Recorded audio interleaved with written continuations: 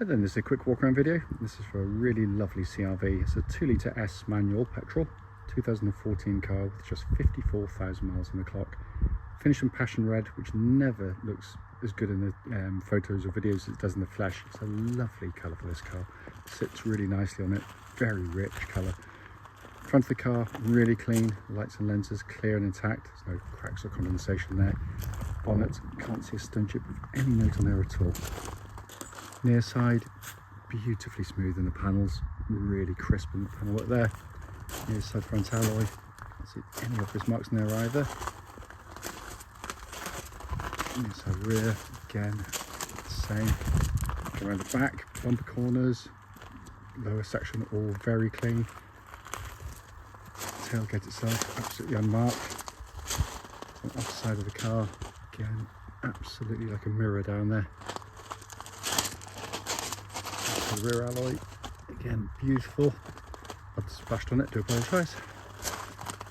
And then final alloy, again, absolutely superb. It is in, for a 10-year-old car, remarkably good condition. Let's come into the back of the car, absolutely enormous boot, and these are normally very heavily used in the back, just general day-to-day family use.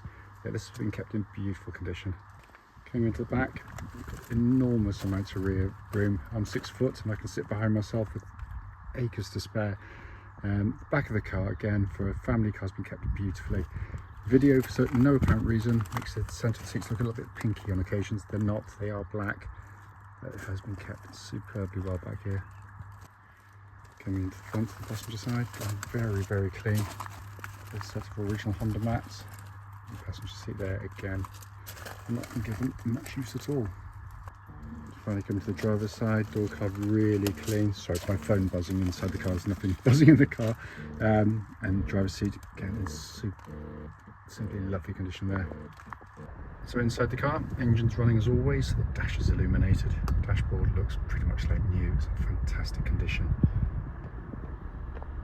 Just to show the binnacle there, 54,196 miles. There are no warning lights on the dashboard at all. Finally, just to show you, owner's manual pack and locking wheel nut key, all here and present with the car. Right then, this is a quick road test video, and this is for a Honda CR-V 2 litre S manual petrol. Car's registered SK14NMA and with a mileage of 54,198 recorded. The reason we do these videos is basically to ensure that if anyone's online looking at any of our cars, they get to see that very car actually in operation. It can be really frustrating to see a car which has looked perfectly good in photographs or description, only to get there and find out it's got an obvious fault that shows up. Going to the car straight away, engine, just brilliant. Honda petrol engines are the best in the world. It's sweet-edged, it's quiet, it's refined, it's economical. Cam chain driven, no cam belts to worry about. But they're the longest lasting, most reliable engines in their class. No more needs to be said about them really. No warning lights on the dashboard at all related to the engine or any other part of the car. Temperature gauge running at a third, which is exactly where it's meant to be on a Honda vehicle as well. Engine then feeds them into clutch and gearbox. Clutch in the car's slick and smooth and bite points exactly where it's meant to be. And the gearbox, just again a high quality item, short in throw, snappy in action, so much nicer to use than most of the competitors. It really is a joyful thing to use and just zero wear in it, but you don't really expect them on the Hondas. The gearboxes would sort of outlast the car in lots of ways. Moving on to the steering and chassis, really good cars to drive. These are SUVs, they're not sports cars, not meant to be, but the steering is accurate, it's well weighted, it's precise, never feels nervous on the road, and it works beautifully with the chassis. Also tracks dead straight. There's no vibrations at this speed or any speed actually up to the legal limit. And the chassis itself just delivers exactly what you'd expect.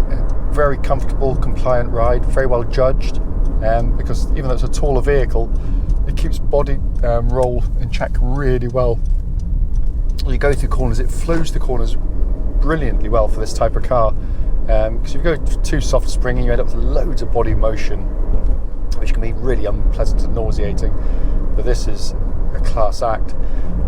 Going over these bumps here, absolutely no clonks, rattles, anything from underneath the vehicle. It's all in fine order. I'm just going to give the brakes a bit of a shove, make sure no one's directly behind me. But they are very good on the car, nice and powerful, no pulsing or vibrations coming back through the brake pedal.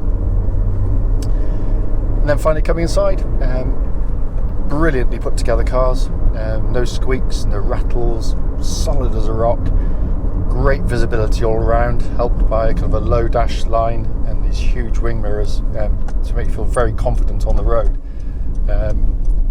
Everything's simple to use, one of the easiest radios you're ever going to come across.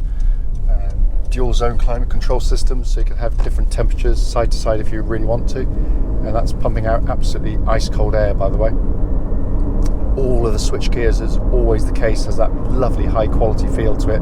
The Honda do wonderfully well. And then finally, dash binnacle at the front, simple, easy to read, legible dials. It's exactly how it should be. These are brilliant people carriers, SUVs, light years ahead of their time, and I can't fault this one at all.